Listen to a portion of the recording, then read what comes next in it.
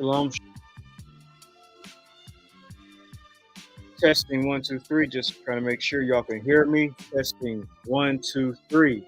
Can you hear me? Put a 1 in the chat if you can hear me. And does my voice sound good with the music quietly in the background? Can y'all still hear me? I got a 1 from Amir. Put a 1 as well if I sound clear. I'm going to try to listen to the stream through my headphones as well. So give me a second here, because I want the music to play just softly in the background.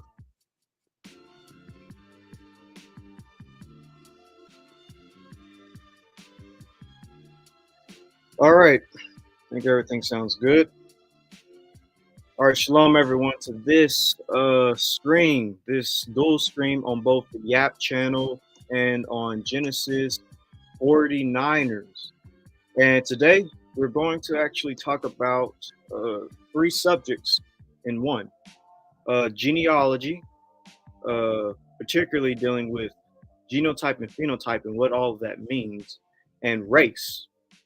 So let's actually start with a video that I made about 3 months ago, where I touch on the concepts of genotype and phenotype and what is more valuable. So let me play this video that I did. It's not long. It's about 10 minutes, or really it's about 6 to 5 minutes long.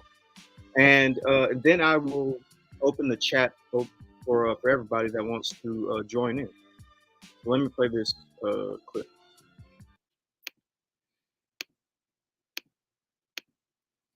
So here is the clip. Afterwards, if y'all have anything you want to share, you can. I'll open it up as like a Q&A. So here we go. Pull it up here.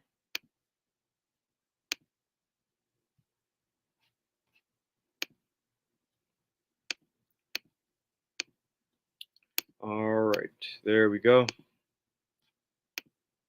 Right there. Remove myself, and let's get started.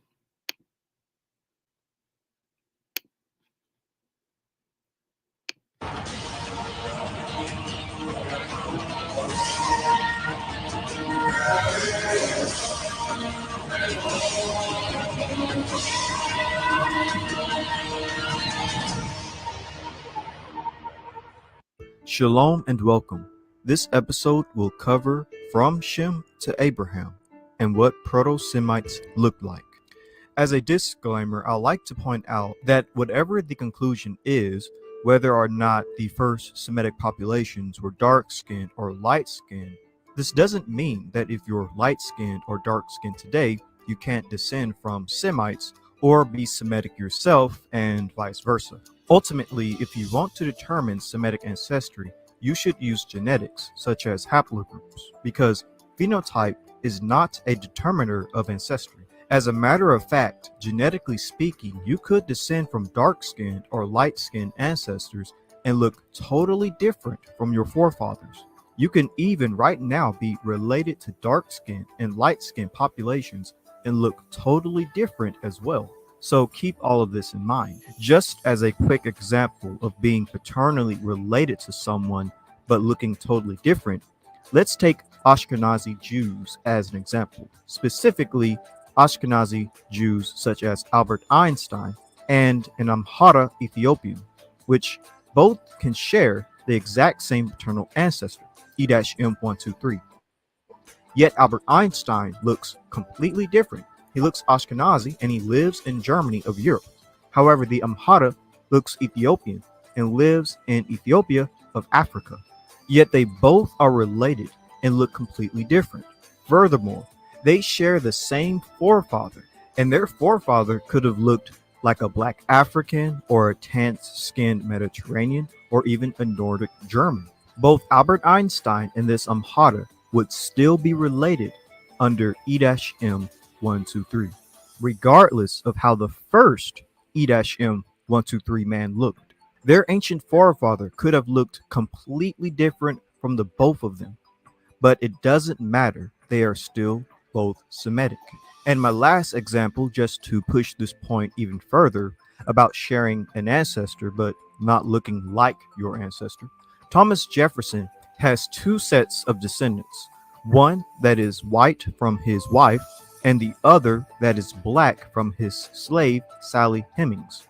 Genetics was able to prove that the black side of the family is indeed descendant from Thomas Jefferson, who is obviously a white European looking man. This is yet another example of having an ancestor that looks nothing like you and being related to people who also look nothing like you.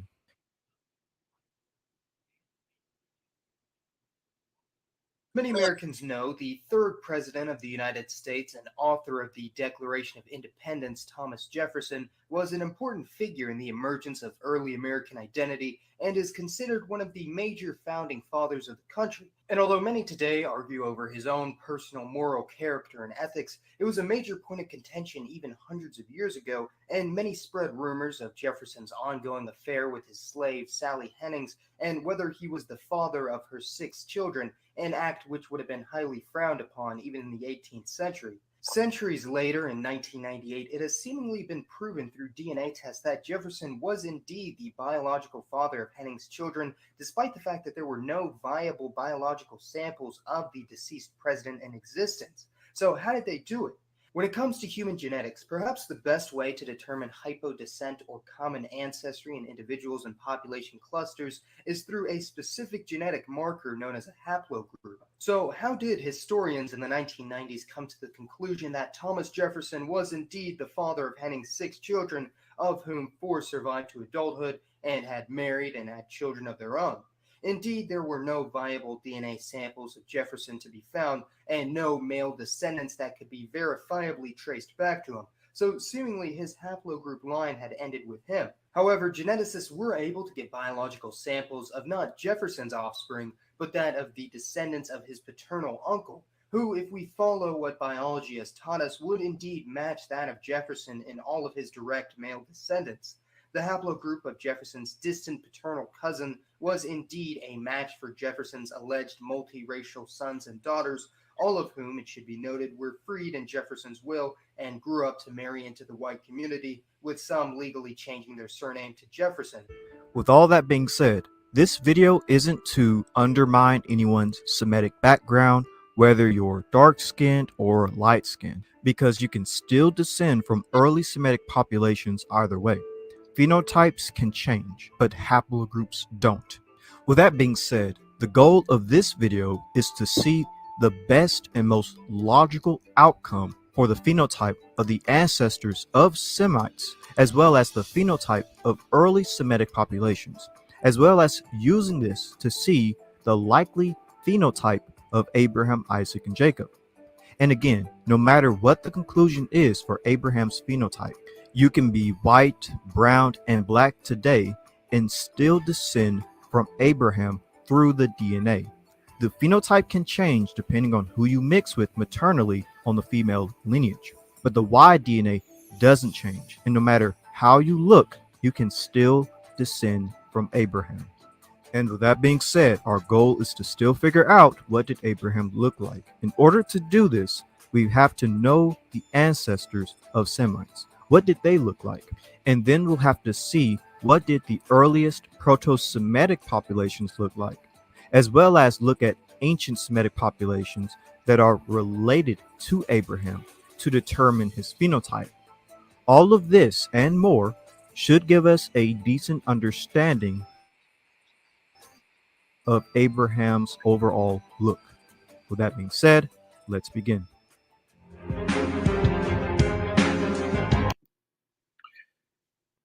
So, case in point, when it comes to race and the idea of genotype and phenotype, just as explained in the video, genotype is going to rule over phenotype. because you can have two people, like I said, like with Albert Einstein and the Amhara Ethiopian, both of them being Semitic populations. The Amhara are Semitic people in Ethiopia, and obviously Ashkenazi Jews are Semitic people in Europe. But they look completely different. They don't look similar to each other.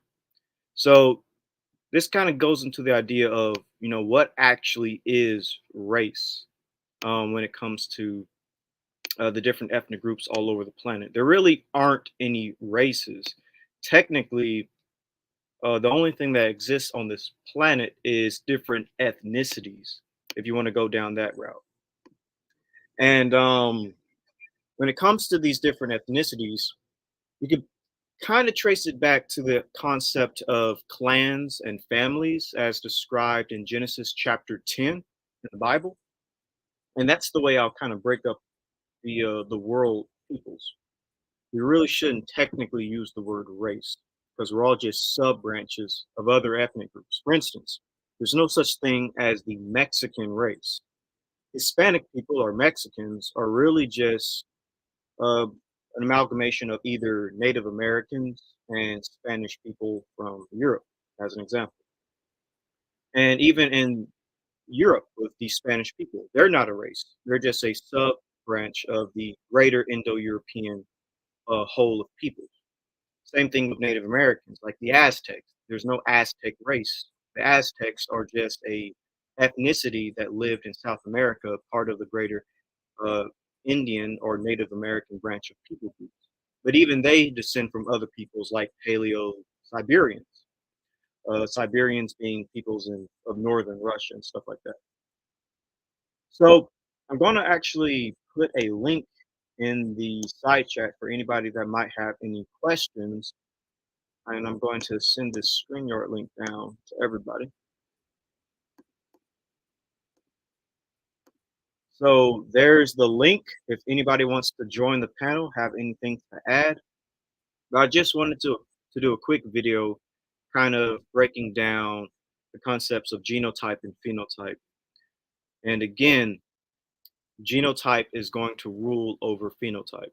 Because, for instance, African Americans, as an example, genetically speaking, their Y DNA, about 30% of them would have a European Y chromosome, even though in terms of race, they may look African, but their paternal forefathers are indeed Europeans.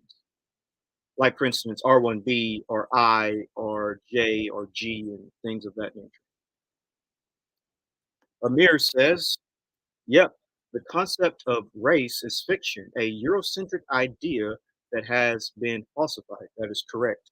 And it's odd because you often see on different chat forums, like the really, really bad chat forums like 4chan and Stormfront and even Twitter, a lot of people strongly pushing this concept of race, and there's just no real basis in it. Like people try to use the idea of an IQ, someone having a lower IQ level than this ethnic group, and even that is kind of shaky when it comes to IQ tests because people can actually train themselves to, to do well in IQ tests.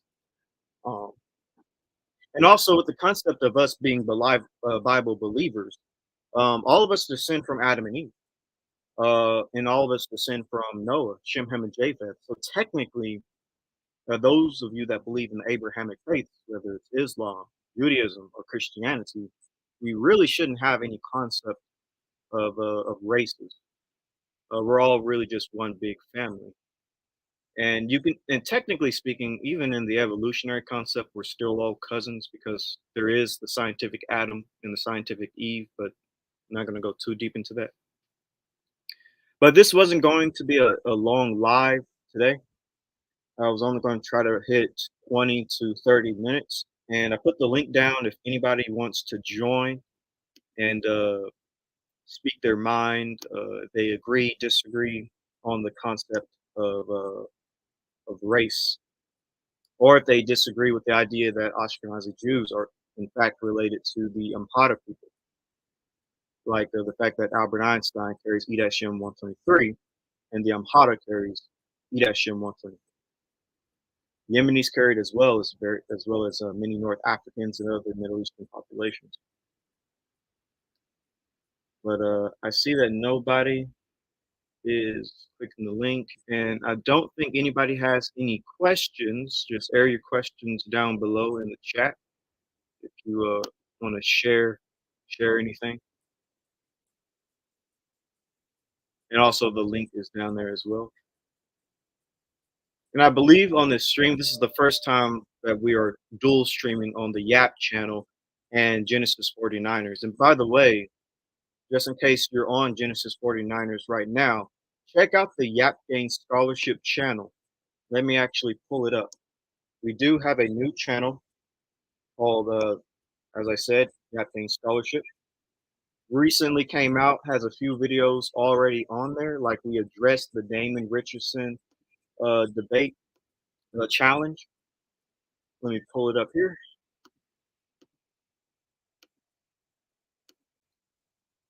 Let me actually pull up this, because this whole time, all right, here's the channel, Yap Gain Scholarship. Check it out.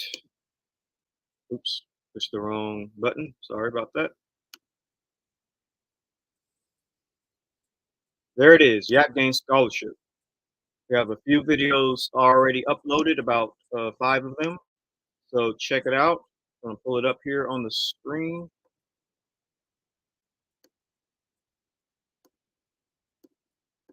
Here we go.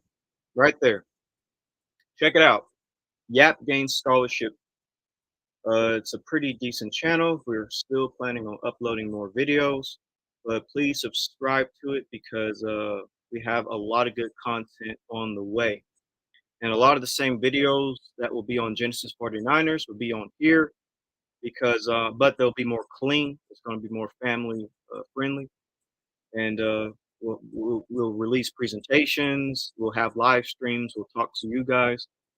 But yeah. So please join and click the link when y'all get a chance. And now going back to the comments really quick to see what y'all have to say. There it is. Shari is sharing the link right there. Thank you, Shari. All right. Well, if that's everything that people have to say, I will be ending the stream, and I'll try to have live streams throughout the day, on different days of the week, just like today. And then, of course, when Genesis is ready, he'll have his streams at night. But thank you for everyone that came, and we'll be ending it out right here. If nobody has any more questions, let me just do this really quick. And like I said, we'll have another one at another time, and we'll dig deeper into this concept of race. I just want to do a quick overview of it, but we'll dig deeper into it. All right. Shalom, everyone.